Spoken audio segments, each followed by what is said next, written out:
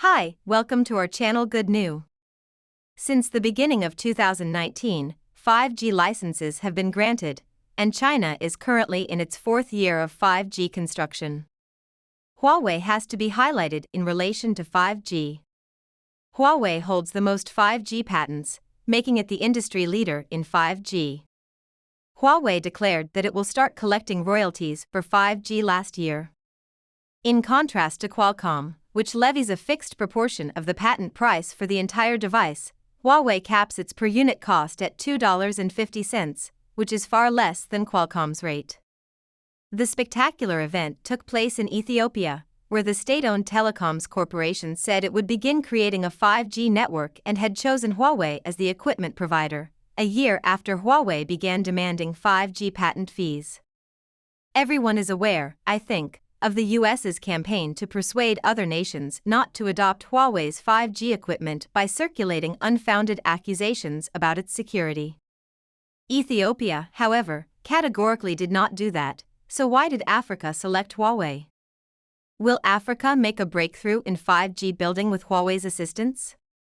At the same time, is the United States, which has severed ties with Huawei, actually improving as a result of its departure from Huawei?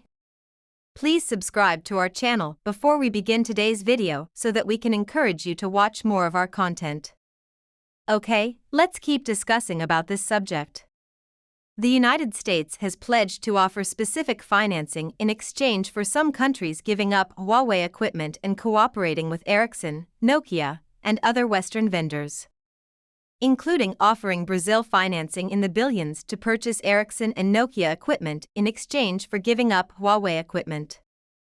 However, Huawei eventually received 5G orders from Brazil and assisted Brazil in the construction of a 5G smart factory. In Africa, where Ethiopia will get funding from the United States to stop using Huawei, the same situation is replicated. Safaricom, a local Ethiopian operator, nonetheless went with Huawei as a partner, enabling Huawei to contribute to the delivery of 5G network service hardware. In reality, before receiving this order, Huawei's 5G was not given much consideration in the nation and was even briefly rejected by Western capital. Before Safaricom began testing 5G networks ahead of their release on the market, Huawei did not prevail. What occurred at this time? Why did Huawei appeal to Africa? The funding history of Safaricom is quite convoluted and includes the British Vodafone Corporation, the Sumitomo Corporation of Japan, and the International Development Finance Corporation of the United States. The United States directly funds DFC to provide funding to replace Chinese equipment in international telecoms infrastructure, requiring operators in the sponsored nations to give up their use of Chinese-made equipment. Thus, the rise of DFC also adds to the complexity of the situation. According to the original proposal, DFC would give billions of dollars to Safaricom, principally to allow Safaricom to choose Ericsson and Nokia as partners. However, for a variety of reasons, DFC was unable to easily deliver financing. However, Safaricom's 5G rollout in Ethiopia cannot wait indefinitely for cash. When Safaricom began its 5G building project more than a year later, Huawei was on the list of partners. After much deliberation, Safaricom, which was meant to get funding from the US, decided to go with Huawei. The truth is that operators from different nations may make the right choice as long as there are no interfering influences, like the US. Because of this, despite the fact that the United States wants to utilize financial instruments to block Huawei, the finances required to do so are not sustainable. Because no one can afford the expense of sanctions and banning Huawei, Huawei's remarkable acquisition of a major order of roughly 52 billion yuan this time indicates that the hegemony of American firms has started to wane. So, would there be a breakthrough in 5G building in Africa with Huawei's assistance? The perception of the African continent seems to differ somewhat from the long-term potential of 5G. We find it challenging to predict the type of 5G market that will emerge in this country and if it would be beneficial to aggressively expand the infrastructure. In actuality, these preconceptions ought to have been altered long ago. Being a global juggernaut, Huawei naturally has wisdom in its design. Since it has chosen to enter the African market, Africa will undoubtedly benefit from its distinctive market advantages.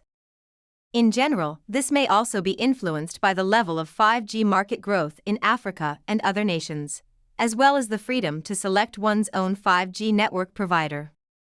Similar to Brazil, Turkey, Russia, Bangladesh, Zambia, and other nations, they insist on picking the finest manufacturers for collaboration without outside influence because they believe they have the right to make their own decisions.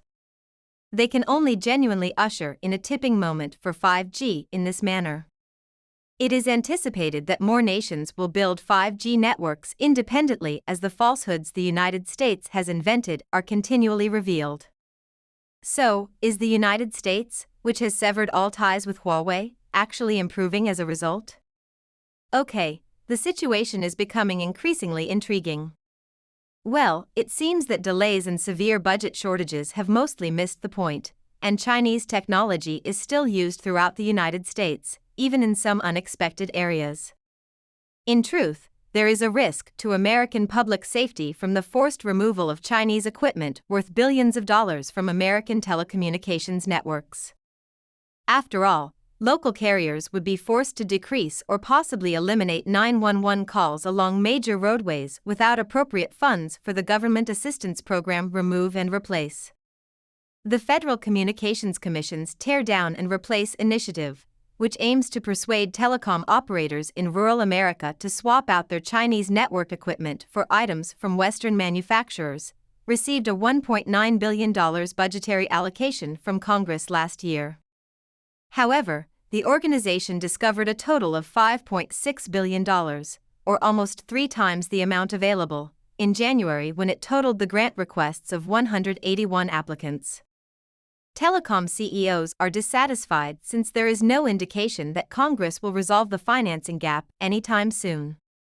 For instance, United Wireless Corporation, which provides coverage to 17 counties in southern Kansas, stated that service cuts would be necessary if the requested funds was not granted. Even worse, if subsidies are cut too far, businesses could have to file for bankruptcy. For telecom businesses in rural America, time is of the essence. The replacement must be finished within a year of the FCC releasing the cash. In addition, ZTE and Huawei have ceased providing assistance for U.S. consumers.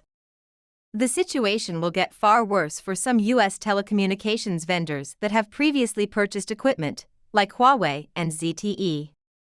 According to one vendor, if there are no replacements or repairs made, a storm may completely shut down much of his service area, which spans 5 counties.